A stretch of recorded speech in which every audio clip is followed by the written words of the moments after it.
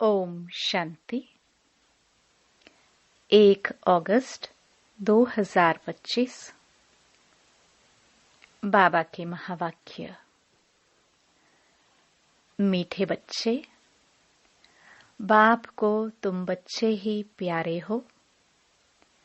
बाप तुम्हें ही सुधारने के लिए श्रीमत देते हैं। सदा ईश्वरीय मत पर चल स्वयं को पवित्र बनाओ।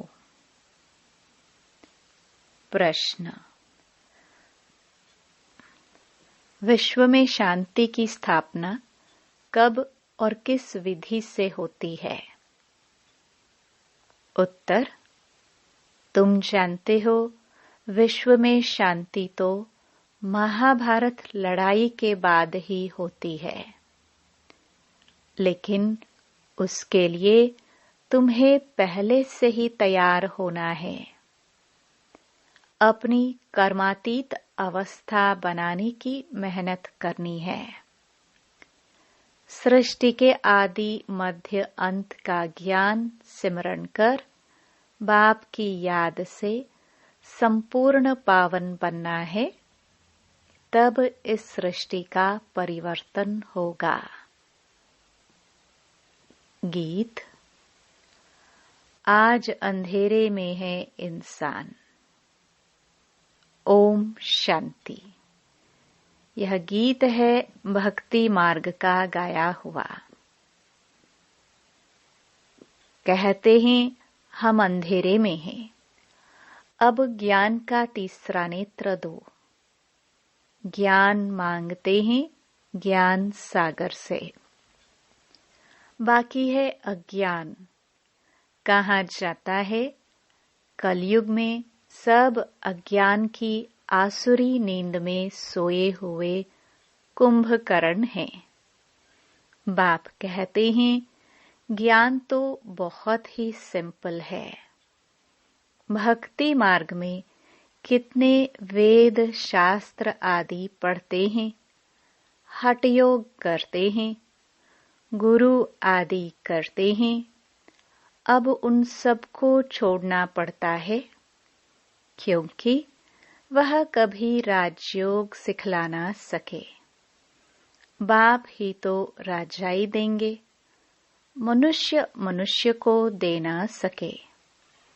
परंतु उसके लिए ही सन्यासी कहते हैं काग विष्टा समान सुख है, क्योंकि खुद घर बार छोड़ भागते हैं। यह ज्ञान सिवाय ज्ञान सागर बाप के और कोई दे ना सके। यह राजयोग भगवान ही सिखलाते हैं। मनुष्य मनुष्य को पावन बना ना सके। पतित पावन एक ही बाप है। मनुष्य भक्ति मार्ग में कितना फंसे हुए हैं। जन्म जन्मांतर से भक्ति करते आए हैं, स्नान करने जाते हैं। ऐसे भी नहीं सिर्फ गंगा में स्नान करते हैं। जहाँ भी पानी का तालाब आदि देखेंगे तो उसको भी पतित पावन समझते हैं। यहाँ भी गौमुख है, झरने से पानी आता है। जैसे कुएं में पानी आता है तो उनको पतित पावनी गंगा थोड़ी कहेंगे। मनुष्य समझते हैं यह भी तीर्थ है। बहुत मनुष्य भावना से वहां जाकर स्नान आदि करते हैं। तुम बच्चों को अभी ज्ञान मिला है, तुम बतलाते हो तो भी मानते नहीं। अपना देह अहंकार बहुत है। हम इतने शास्त्र पढ़े हैं। बाप कहते हैं यह पढ़ा हुआ सब भूलो।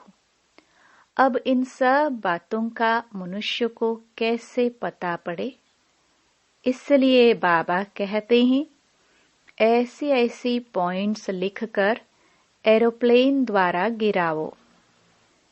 जैसे आजकल कहते हैं विश्व में शांति कैसे हो?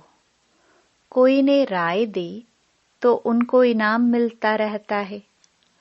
अब वह शांति की स्थापना तो कर ना सके। शांति है कहाँ? झूठी प्राइज देते रहते हैं। अब तुम जानते हो, विश्व में शांति तो होती है लड़ाई के बाद। यह लड़ाई तो कोई भी समय लग सकती है, ऐसी तैयारी है। सिर्फ तुम बच्चों की ही देरी है। जब तुम बच्चे कर्मातीत अवस्था को पाओ, इसमें ही मेहनत है। बाप कहते हैं, मामेकम याद करो और गृहस्थ व्यवहार में रहते कमल फूल समान पवित्र बनो और सृष्टि के आदि मध्य अंत का ज्ञान सिमरण करते रहो। तुम लिख भी सकते हो। ड्रामानुसार कल्प पहले मुआफिक विश्व में शांति स्थापन हो जाएगी। तुम यह भी समझा सकते हो कि विश्व में शांति तो सत्युग में ही होती है। यहाँ जरूर अशांति रहेगी, परंतु कई हैं जो तुम्हारी बातों पर विश्वास नहीं करते, क्योंकि उनको स्वर्ग में आना ही नहीं है, तो श्रीमत पर चलेंगे नहीं। यहाँ भी बहुत हैं जो श्रीमत पर पवित्र रह नहीं सकते। ऊंच ते ऊंच भगवान की तुमको मत मिलती है। कोई भी चलन अच्छी नहीं होती है तो कहते हैं ना, तुमको ईश्वर अच्छी मत दे। अभी तुमको ईश्वरीय मत पर चलना चाहिए। बाप कहते हैं, 63 जन्म तुमने विषय सागर में गोते खाए हैं। बच्चों से बात करते हैं, बच्चों को ही बाप सुधारेंगे ना। सारी दुनिया को कैसे सुधारेंगे? बाहर वालों को कहेंगे, बच्चों से समझो। बाप बाहर वालों से बात नहीं कर सकते। बाप को बच्चे ही प्यारे लगते हैं, सौतेले बच्चे थोड़े लगेंगे। लौकिक बाप भी सपूत बच्चों को धन देते हैं। सब बच्चे समान तो नहीं होंगे। बाप भी कहते हैं, जो मेरे बनते हैं उन्हों को ही मैं वर्षा देता हूँ। जो मेरे नहीं बनते हैं वह हजम नहीं कर सकेंगे, श्रीमत पर चल नहीं सकेंगे। वह है भगत। बाबा के बहुत देखे हुए हैं। कोई बड़ा सन्यासी आता है तो बहुत उन्हों के फॉलोवर्स होते हैं। फंड चंदा इकट्ठा करते हैं, अपनी अपनी ताकत अनुसार फंड्स निकालते हैं। यहाँ बाप तो ऐसे नहीं कहेंगे, फंड्स इकट्ठा करो। नहीं, यहाँ तो जो बीज बोएंगे 21 जन्म उसका फल पाएंगे। मनुष्य दान करते हैं तो समझते हैं ईश्वर अर्थ हम करते हैं। ईश्वर समर्पणम कहते हैं, वा तो कहेंगे श्री कृष्ण समर्पणम। श्री कृष्ण का नाम क्यों लेते हैं? क्योंकि गीता का भगवान समझते हैं। श्री राधे अर्पणम कभी नहीं कहेंगे। ईश्वर या श्री कृष्ण अर्पणम कहते हैं। जानते हैं फल देने वाला ईश्वर ही है। कोई साहूकार के घर में जन्म लेते हैं तो कहते हैं ना, आगे जन्म में बहुत दान पुण्य किए हैं तब यह बना है। राजा भी बन सकते हैं, परंतु वह है अल्पकाल काग विष्ठा समान सुख। राजाओं को भी सन्यासी लोग सन्यास कराते हैं तो उनको कहते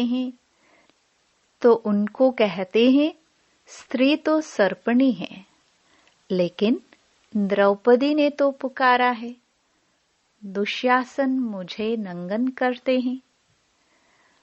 अब भी अबलाएं कितना पुकारती हैं, हमारी लाज रखो, बाबा यह हमको बहुत मारते हैं। कहते हैं विष दो नहीं तो खून करता हूँ, बाबा इन बंधनों से छुड़ाओ। बाप कहते हैं बंधन तो कलास होने ही है, फिर 21 जन्म कभी नंगन नहीं होंगे, वहां विकार होता नहीं। इस मृत्यु लोक में यह अंतिम जन्म है, यह है ही विशियस वर्ल्ड। दूसरी बात बाप समझाते हैं कि इस समय मनुष्य कितने बेसमझ बन गए हैं। जब कोई मरता है तो कहते हैं स्वर्ग पधारा, लेकिन स्वर्ग है कहाँ? यह तो नरक है। स्वर्गवासी हुआ तो जरूर नरक में था, परंतु किसको सीधा कहो तुम नरकवासी हो तो क्रोध में आकर बिगड़ पड़ेंगे। ऐसे को तुमको लिखना चाहिए, फलाना स्वर्गवासी हुआ तो इसका मतलब तुम नरकवासी हो ना। हम तुमको ऐसी युक्ति बताए जो तुम सच सच स्वर्ग में जाओ। यह पुरानी दुनिया तो अब खत्म होनी है। अखबार में निकालो कि इस लड़ाई के बाद विश्व में शांति होनी है। 5000 वर्ष पहले मुआफिक वहां एक ही आदि सनातन देवी देवता धर्म था। वो लोग फिर कहते वहां भी कंस जरासंधि आदि असुर थे। त्रेता में रावण था। अब उनसे माथा कौन मारे? ज्ञान और भक्ति में रात दिन का फर्क है। इतनी सहज बात भी मुश्किल किसकी बुद्धि में बैठती है। तो ऐसे स्लोगन्स बनाने चाहिए। इस लड़ाई के बाद विश्व में शांति होनी है ड्रामानुसार। कल्प कल्प विश्व में शांति होती है, फिर कलयुग अंत में अशांति होती है। सतयुग में ही शांति होती है। यह भी तुम लिख सकते हो। गीता में भूल करने से ही भारत का यह हाल हुआ है। पूरे 84 जन्म लेने वाले श्री कृष्ण का नाम डाल दिया है, श्री नारायण का भी नहीं डाला है। उनके फिर भी 84 जन्मों में से कुछ दिन कम कहेंगे ना। श्री कृष्ण के पूरे 84 जन्म होते हैं। शिव बाबा आते हैं बच्चों को हीरे जैसा बनाने, तो उनके लिए फिर डिब्बी भी ऐसी सोने की चाहिए जिसमें बाप आकर प्रवेश करे। अब यह सोने का कैसे बने? तो फट से उनको साक्षात्कार कराया। तुम तो विश्व के मालिक बनते हो। अब मामेकम याद करो, पवित्र बनो तो झट पवित्र होने लग पड़े। पवित्र बनने बिगर तो ज्ञान की धारणा हो ना सके। शेरनी के दूध लिए सोने का बर्तन चाहिए। यह ज्ञान तो है परमपिता परमात्मा का। इसको धारण करने के लिए भी सोने का बर्तन चाहिए, पवित्र चाहिए, तब धारणा हो। पवित्रता की प्रतिज्ञा करके फिर गिर पड़ते हैं तो योग की यात्रा ही खत्म हो जाती है। ज्ञान भी खत्म हो जाता है। किसको कह ना सके। भगवानुवाच काम महाशत्रु है, उनका तीर लगेगा नहीं। वह फिर कुक्कड़ ज्ञानी हो पड़ते। कोई भी विकार न हो। रोज पोतामेल रखो। जैसे बाप सर्वशक्तिमान है, वैसे माया भी सर्वशक्तिमान है। आधा कल्प रावण का राज्य चलता है। इन पर जीत बाप बेगर कोई पहना न सके। ड्रामानुसार रावण राज्य भी होना ही है। भारत की ही हार और जीत पर यह ड्रामा बना हुआ है। यह बाप तुम बच्चों को ही समझाते हैं। मुख्य है पवित्र होने की बात। बाप कहते हैं, मैं आता ही हूँ पतितों को पावन बनाने। बाकी शास्त्रों में पांडव और कौरवों की लड़ाई, जुआ आदि बैठ दिखाए हैं। ऐसी बात हो कैसे सकती। राज्यों की पढ़ाई ऐसी होती है क्या। युद्ध के मैदान में गीता पाठशाला होती है क्या। कहाँ जन्म मरण रहित शिव बाबा, कहाँ पूरे 84 जन्म लेने वाला श्री कृष्ण। उनके ही अंतिम जन्म में बाप आकर प्रवेश करते हैं। कितना क्लियर है। गृहस्थ व्यवहार में रहते पवित्र भी बनना है। सन्यासी तो कहते हैं दोनों इकट्ठे रह पवित्र नहीं रह सकते। कहो तुमको तो कोई प्राप्ति नहीं, तो कैसे रहेंगे। यहाँ तो विश्व की बादशाही मिलती है। बाप कहते हैं, मेरे खातिर कुल की लाज रखो। शिव बाबा कहते हैं, इनके दाढ़ी की लाज रखो। यह एक अंतिम जन्म पवित्र रहो तो स्वर्ग के मालिक बनेंगे। अपने लिए ही मेहनत करते हैं। दूसरा कोई स्वर्ग में आ नहीं सकता। यह तुम्हारी राजधानी स्थापन हो रही है। इसमें सब चाहिए ना। वहां वजीर तो होते नहीं। राजाओं को राय की दरकार नहीं। पतित राजाओं को भी एक वजीर होता है। यहाँ तो देखो कितने मिनिस्टर्स हैं, आपस में लड़ते रहते हैं। बाप सभी झंझटों से छुड़ा देते हैं। 3000 वर्ष फिर कोई लड़ाई नहीं होगी। जेल आदि नहीं रहेगा। कोर्ट आदि कुछ नहीं होगा। वहां तो सुख ही सुख है। इसके लिए पुरुषार्थ करना है। मौत सिर पर खड़ा है। याद की यात्रा से विक्रमाजीत बनना है। तुम ही मैसेंजर्स हो जो सबको बाप का मैसेज देते हो कि मन मना भव। अच्छा, मीठे मीठे सिखिलदे बच्चों प्रति मात पिता बाप दादा का याद प्यार और गुड मॉर्निंग। रूहानी बाप की रूहानी बच्चों को नमस्ते। धारणा के लिए मुख्य सार। पहला, ज्ञान की धारणा करने के लिए पवित्र बन बुद्धि रूपी बर्तन को स्वच्छ बनाना है। सिर्फ कुक्कड़ ज्ञानी नहीं बनना है। दूसरा, डायरेक्ट बाप के आगे अपना सब कुछ अर्पण कर श्रीमत पर चलकर 21 जन्मों के लिए राजाई पद लेना है।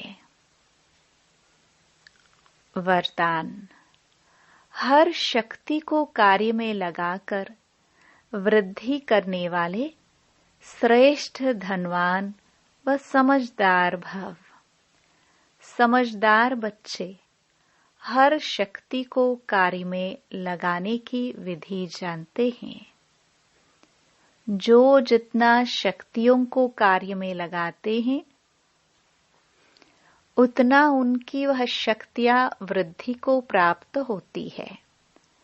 तो ऐसा ईश्वरीय बजट बनाओ जो विश्व की हर आत्मा आप द्वारा कुछ न कुछ प्राप्ति करके आपके गुणगान करे। सभी को कुछ न कुछ देना ही है, चाहे मुक्ति दो, चाहे जीवन मुक्ति दो।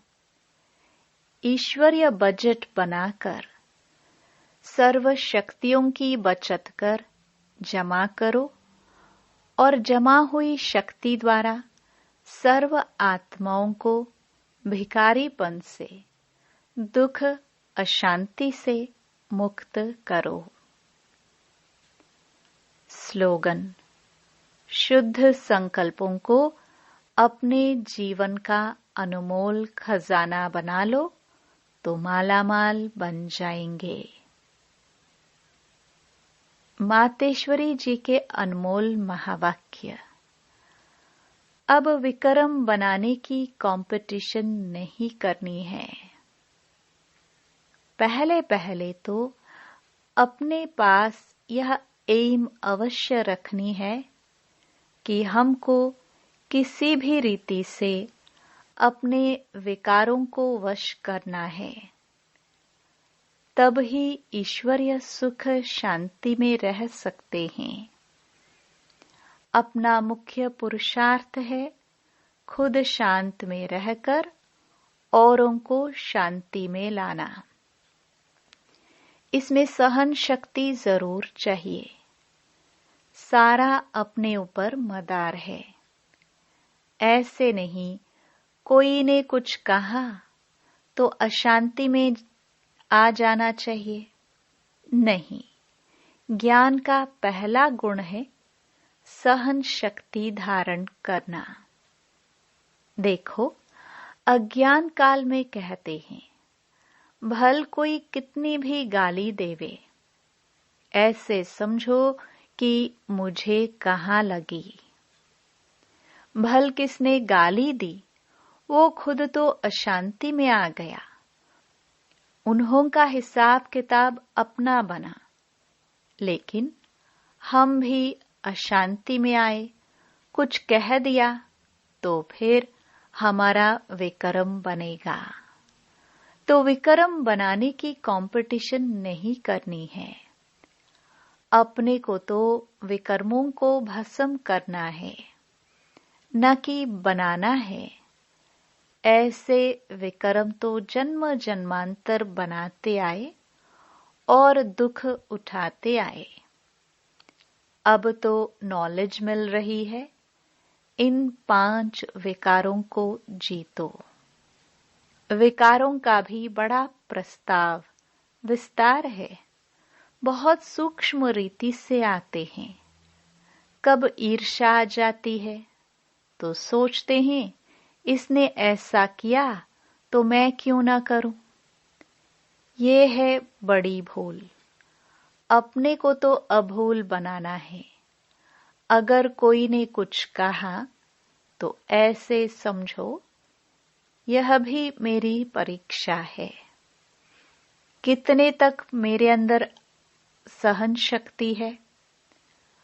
अगर कोई कहे मैंने बहुत सहन किया, एक बारी भी जोश आ गया तो आखिरीन फेल हो गया। जिसने कहा उसने अपना बिगाड़ा, परंतु अपने को तो बनाना है, न कि बिगाड़ना है। इसलिए अच्छा पुरुषार्थ कर जन्म जन्मांतर के लिए अच्छी प्रारब्ध बनानी है। बाकी जो विकारों के वश है, गोया उन्हों में भूत प्रवेश है। भूतों की भाषा ही ऐसे निकलती है, परंतु जो दैवी सोल्स है उनकी भाषा दैवी ही निकलेगी। तो अपने को दैवी बनाना है, न कि आसुरी। अच्छा, ओम शांति। अव्यक्त इशारे। सहज योगी बनना है तो परमात्म प्यार के अनुभवी बनो।